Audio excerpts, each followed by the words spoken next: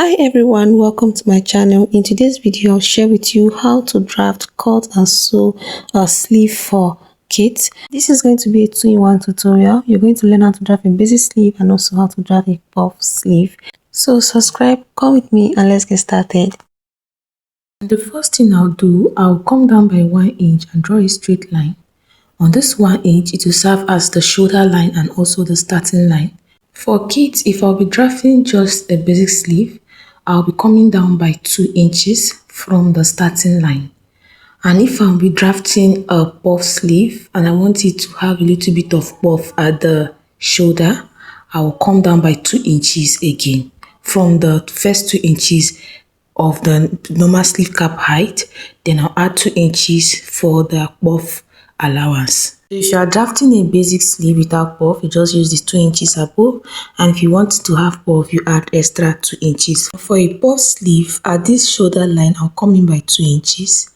Then I'll draw a straight line from that shoulder line down. So if I'll be drafting a basic sleeve, I will not have to add these 2 inches. So any measurement I impute now will be from this straight line. So I'll go ahead now and impute the round upper arm measurement. I'll mark it. This is 4 inches. Then I'll draw a straight line from this side of the sleeve, this starting line, down to the 4 inches. And after that, I'll place my tape across this way and mark the midpoint. After that, I'll place my tape in between the second half and then I'll mark the midpoint also. After that is done, at this point, I'll come down by 0.5 inch.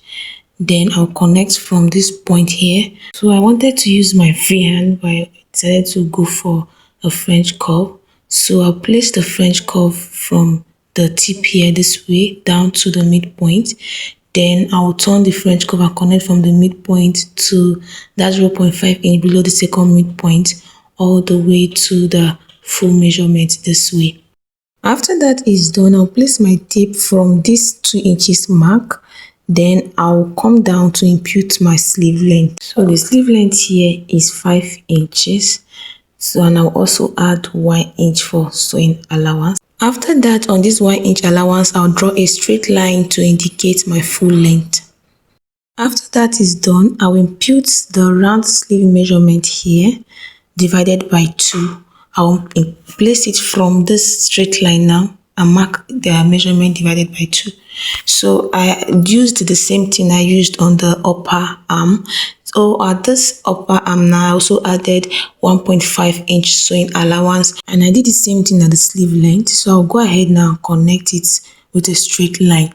So remember I said if you're drafting a basic sleeve and not a puff sleeve, you don't have to add this extra 2 inches that I add at the top and also at the side. So this is my own method of how I easily draft a basic sleeve, and it always gives me a good outcome all the time. So after cutting out, this is what it looks like. So the next thing I'm going to do now is to transfer this to a fabric, and I'll be cutting for 2 sleeve. Okay, I'll be cutting for 2 sleeve.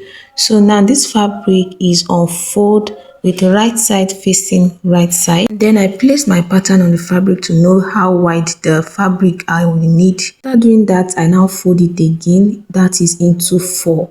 So I hope you see what I'm doing and you understand what I'm doing. After folding my fabric to the width I want, I now place my pattern on it this way.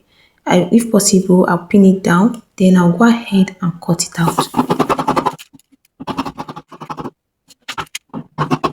After cutting the sleeve, this is what I have. After that is done, I'll unpin the sleeve from the fabric and I'll open it up, and this is what I have. The next thing I'll do now is to mark the wrong side of the fabric. Then I'll also pick it up this way and mark the midpoint of the sleeve. The next thing I'll do is to transfer the sleeve to the lining, and I'll fold it the same way I folded the fabric to get 2 sleeves. After that, I'll give this a very good press. Then I'll cut it out. And after cutting, this is what I have. This is the lining for 2 sleeves.